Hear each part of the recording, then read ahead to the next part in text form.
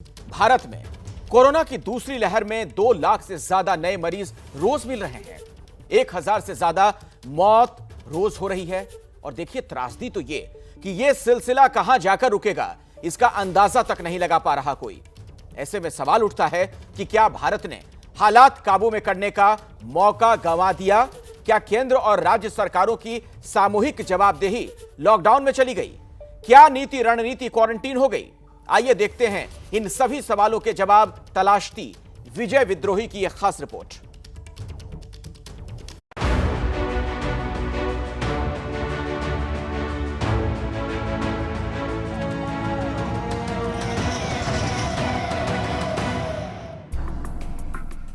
भारत में इस समय 125 से ज्यादा नए कोरोना के मामले हर मिनट आ रहे हैं।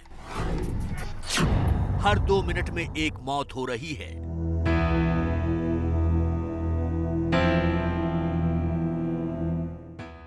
क्या अचानक कोरोना दबे पांव पैर पसारता चला गया और नीति रणनीति बनाने वालों को भनक तक नहीं लगी? या अति आत्मविश्वास ले डूबा? आखिर फरवरी में नए केस 10,000 से कम थे। पिछले साल सितंबर में 1 लाख, फरवरी में 8,000 और अप्रैल में 2 लाख। ये माजरा क्या है? फरवरी में पूरा देश एक दूसरे को बधाइयां देने लगा था। कोरोना पर जीत का लगभग ऐलान हो गया था। बस यहीं हम एक बड़ी गलती कर बैठे। गलती यही रही कि जब अमेरिका, यूरोप और ब्राजील में कोरोना की दूसरी लहर दस्तक दे रही थी, तब हमने खुद ही तय कर दिया कि भारत में चाहे कुछ भी हो जाए, कोरोना की दूसरी लहर तो दस्तक दे ही नहीं सकती। आनन फानन में सब कुछ खोल दिया गया। सिनेमा घर, mall, gym, hotel, restaurant, swimming pool, शादी में मेहमानों की संख्या बढ़ाकर 200 कर दी गई।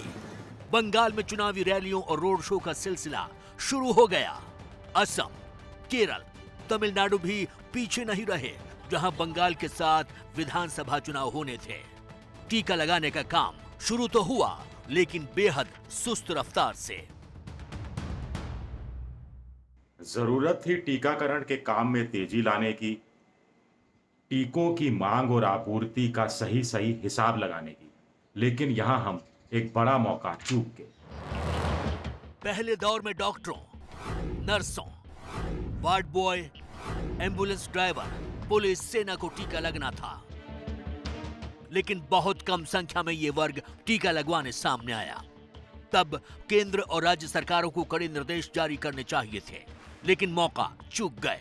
नतीजा यह रहा कि जब 60 साल से ऊपर को टीका लगाने का दूसरा चरण शुरू हुआ, तो गलतफहमी, भ्रम, डर, आशंका, लापरवाही, अफवाह, नेगेटिव प्रचार आदि हावी हो गए। आम लोगों को लगा कि जब डॉक्टर ही टीका लगाने में ज्यादा दिलचस्पी नहीं दिखा रहे हैं, तो इसका मतलब यही है कि सब कुछ ठीक है, कोरोना काबू में है और टीका नहीं लगाएंगे तो भी काम चल ही जाएगा। जानकारों का कहना है कि उस समय ही प्रधानमंत्री से लेकर उनके मंत्रियों, मुख्यमंत्रियों, राज्यपालों, सांसदों, विधायकों को टीका लगाने का काम एक अभियान के रूप में शुरू किया जाना चाहिए था। फिल्मी हस्तियों और क्रिकेट के नामी चर्चित पूर्व खिलाड़ियों को टीका लगाने और इसका व्यापक प्रचार प्रसार वैज्ञानिक सोच के साथ किया जाना चाहिए था। ये मौका हमने गंवा दिया। जब पूरी दुनिया टीकों की एडवांस बुकिंग कर रही थी, तब हमने लापरवाही बरती, ये सोच के कि ऐसी भी क्या जल्दी है, ऐसी भी क्या आफत आने वाली है। अमेरिका मॉडर्ना फाइजर टीके का ऑर्डर पर ऑर्डर दे रहा था। ब्रिटेन टीकों की खरीद और भंडारण में लगा था। इजराइल दुगने दाम पर टीके खरीद रहा था, लेकिन हम नीतिगत फैसले लेने में देरी कर बैठे। यहां सबसे बड़ा उदाहरण रूस के स्पुतनिक 5 टीके का दिया जा सकता है, जिस टीके का तीसरे फेज का ट्रायल 22,000 लोगों पर किया गया, जिसकी गुणवत्ता पर लांसेट जैसी प्रतिष्ठित मेडिकल पत्रिका में लेख छपा, जिस टीके को 29 देश अपने नागरिकों को लगा रहे थे और कहीं से नेगेटिव रिपोर्ट नहीं आई थी, उस टीके को मंजूरी देने में बहुत देर लगाई गई। भारत ने कहा कि स्पुतनिक 5 के तीसरे फेज का ट्रायल भारत में होगा। उसमें नतीजों को जांचा परखा जाएगा और फिर मंजूरी पर फैसला लिया जाएगा। क्या इससे बचा नहीं जा सकता था? ये देखते हुए कि तीसरे फेज के ट्रायल से पहले ही भारत बायोटेक के कोवैक्सीन टीके को हम मंजूरी दे चुके थे।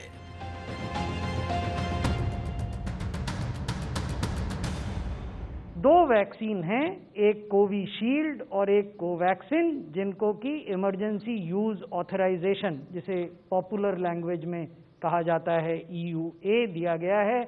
हमारा जो देश का कानून है new drugs and clinical trial rules 2019, उसमें इसे एक्सेलरेटेड अप्रूवल प्रोसेस कहते हैं। ये दोनों वैक्सीन अपनी सेफ्टी और इम्यूनोजेनेसिटी को स्टैब्लिश कर चुके हैं through a well prescribed regulatory process. Bharat दुनिया की टीकों की फैक्ट्री कहलाता है, लेकिन हिंदुस्तान में ही टीकों का टोटा पड़ने लगा, ऐसे हालात पैदा हो गए और हम देर से जागे। भारत में इस समय करीब 35 लाख टीके रोज लग रहे हैं, लेकिन यहाँ वहां से टीका केंद्र बंद होने की खबरें आती रहती हैं। माना जा रहा है कि 90 करोड़ को टीका लगना है। मौजूदा रफ्तार से टीकाकरण का काम चला तो इसमें 1.25 साल तक लग सकता है। जाहिर है कि हम टीकों का स्वदेशी उत्पादन बढ़ाने का मौका चूक गए, या यूं कहा जाए कि देर कर दी। अभी सीरम इंस्टीट्यूट का कोविशील्ड महीने में 6 से 7 करोड़ और भारत बायोटेक का कोवैक्सीन करीब 1 करोड़ बना रहा है। सीरम के उदार पूनावाला ने भारत सरकार से 3000 करोड़ रुपए मांगे ताकि फैक्ट्री का विस्तार कर टीकों की संख्या दोगुनी की जा सके, यानी साल में 125 करोड़ टीके। लेकिन अभी तक इस मांग पर फैसला नहीं हो सका है। भारत बायोटेक ने 100 करोड़ मांगे थे और उसे 65 करोड़ रुपए आत्मनिर्भर भारत योजना के तहत दिए जाने का फैसला हुआ है। जानकारों का कहना है कि भारत को कम से कम 50 लाख टीके रोज लगाने का लक्ष्य शुरू में ही बनाकर चलना चाहिए था, लेकिन हम चूक गए और अब भारत सरकार ने जो नए कदम उठाए हैं उससे मई के अंत तक ही हर महीने 15 करोड़ टीके भारत को मिल पाएंगे, जिससे 50 लाख टीके रोज लगाए जा सकेंगे। कोरोना की दूसरी लहर को 5 राज्यों के विधानसभा चुनाव ने भी बढ़ावा दिया। चुनाव ने कोरोना के वायरस को 2 तरह से हमला करने का मौका दिया और हमने मौका गंवा दिया। रैली पर रैली, रोड शो पर रोड शो, मास्क नदारद, सोशल डिस्टेंसिंग गायब, कोरोना रोकने के सारे दिशा निर्देश आइसोलेशन में। नतीजा ये रहा कि बंगाल में 30 मार्च को कोरोना के सिर्फ 628 नए केस आए थे, जो 18 अप्रैल को बढ़कर 6910 हो गए। तमिलनाडु में इसी दौरान संख्या 2342 से बढ़कर 8449 हो गई। यही हाल केरल और असम का भी रहा। सवाल उठता है कि जब शादी में, अंत्येष्टि में, सिनेमा हॉल में, बस में, रेल में लोगों की संख्या सीमित की जा सकती है, तो चुनावी रैलियों में क्यों नहीं? रैलियों की संख्या सीमित होती, रैलियों में भीड़ की संख्या सीमित होती, रोड शो पर पाबंदी होती, बड़े नेता भाषण देने से पहले सभी लोगों से मास्क पहनने की अपील करते, तो शायद हालात कुछ दूसरे ही होते।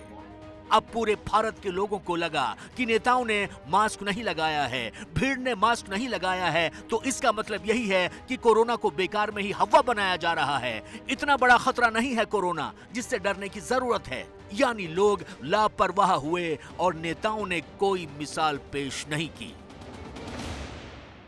लापरवाही तो ये है कि हमने काफी ढिलाई दे दी है। मास्क नहीं पहनना, मास्क सबसे जरूरी चीज है। या तो हम मास्क नहीं पहन रहे, या मास्क गले पे पहन रहे, या नाक छोड़ के पहन रहे। तो ये सब चीजें एक बहुत बड़ी लापरवाही की चीज है। दोस्तों के बीच में, महफिल में, इलेक्शन में, काफी रिलीजियस रैलीज में हम देखा है कई बार, कई जगह पे कि लोग बिना मास्क के घूम रहे हैं। सरकार को भी इसमें सख्ती बरतनी चाहिए, लेकिन सरकार कब तक किस किस के ऊपर सख्ती बरती करे? मैं ये कहूँगा 60% पॉपुलेशन लापरवाही हो गई है। आप बाहर निकलेंगे तो आधे से ज़्यादा लोग परेशान हो गए मास्क पहन के। लेकिन ये लापरवाही नहीं है। हाँ, ये ढिलाई जो है वो हमें भारी पड़ रही है। सवाल उठता है कि क्या टीका नीति पर केंद्र सरकार लचीला रवैया अपनाने से चूक गई?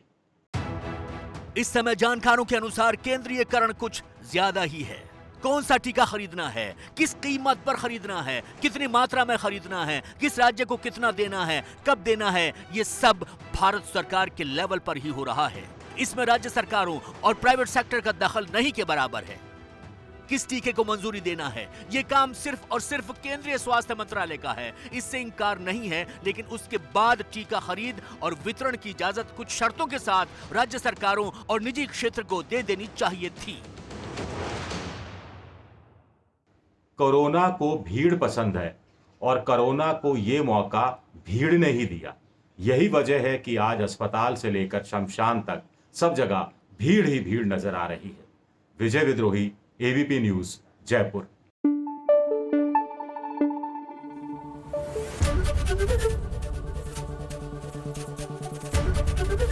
एबीपी न्यूज आपको रखे आगे।